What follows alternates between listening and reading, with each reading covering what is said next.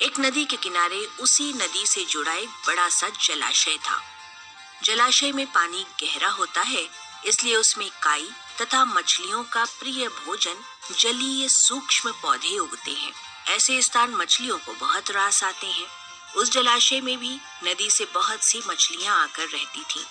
अंडे देने के लिए तो सभी मछलियां उस जलाशय में आती थीं। वो जलाशय लंबी घास और झाड़ियों द्वारा घिरा होने के कारण आसानी से नजर नहीं आता था। उसी में 3 मछलियों का एक झुंड रहता था। उनके स्वभाव जरा भिन्न थे। अन्ना संकट आने के लक्षण मिलते ही संकट टालने का उपाय करने में विश्वास रखती थी।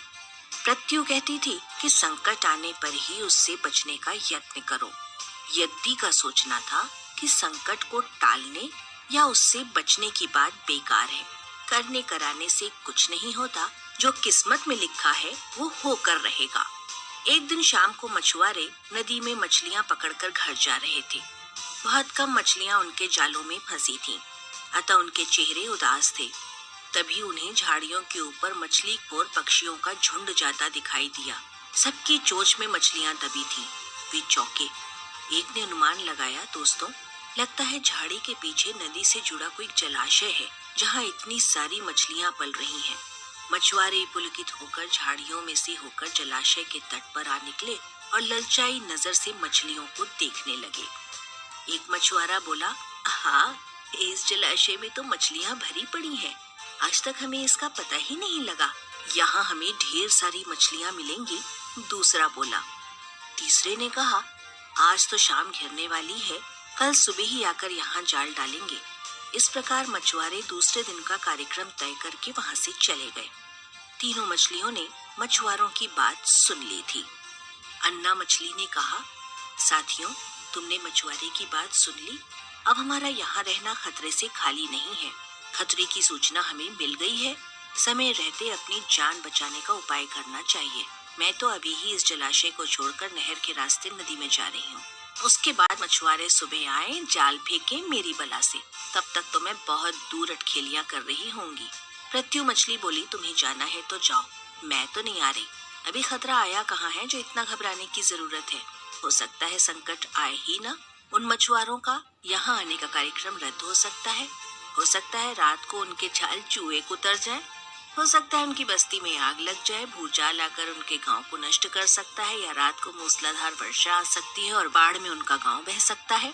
इसलिए उनका आना निश्चित नहीं है। जब वो आएंगे तब की तब सोचेंगे। हो सकता है मैं उनके जाल में ही न फंसूं। यद्दी ने अपनी भाग्यवादी बात कही। भागने से कुछ नहीं होने का। मछुआरों को आना है तो वो आएंगे। हमें जाल में फंसना है तो हम फंसेंगे। किस्मत में मरना ही लिखा है तो क्या किया जा सकता है। इस प्रकार अन्ना तो उसी समय वहां से चली गई। प्रत्यु और यद्दी जलाशय में ही रहीं।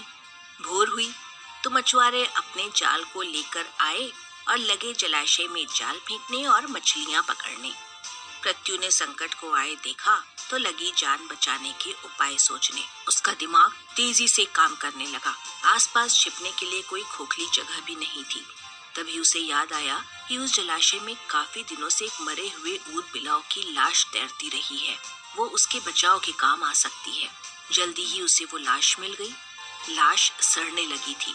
प्रत्यु लाश के पेट में घुस गई और सड़ती लाश की सड़ांध अपने ऊपर लपेटकर बाहर निकली। कुछ ही देर में मछुआरे के जाल में प्रत्यु फंस गई। मछुआरे ने अपना जाल खींचा और मछलियों को किनारे पर जाल से उलट दिया। बाकी मछलियां तो तड़पने लगी, परंतु प्रत्यु दम साध कर मरी हुई मछली की तरह पड़ी रही। मछुआरे को सड़ांध का भपका लगा तो मछलियों को देखने लगा।